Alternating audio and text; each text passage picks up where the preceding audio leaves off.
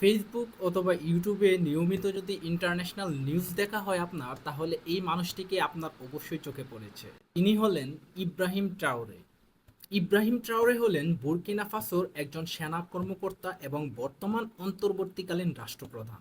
তিনি 30শে সেপ্টেম্বর 2022 সালে একটি সামরিক অভ্যুত্থানের মাধ্যমে ক্ষমতা গ্রহণ করেন।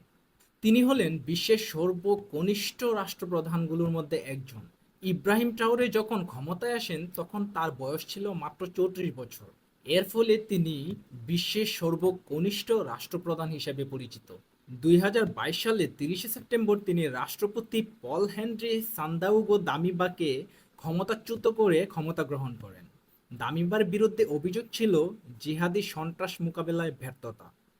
পশ্চিমা বিশ্বের সঙ্গে দূরত্ব, রাশিয়ার দিকে ঝোঁক, ট্রাওরের নেতৃত্বে বুর্কিনা ফাসো ফ্রান্স সহ পশ্চিম বিশ্বের সঙ্গে সম্পর্ক দুর্বল করে। রাশিয়ার সঙ্গে ঘনিষ্ঠ সম্পর্ক গড়ে তোলার চেষ্টা করে, বিশেষ করে ওয়াগনার গ্রুপের সঙ্গে সামরিক সহযোগিতায়।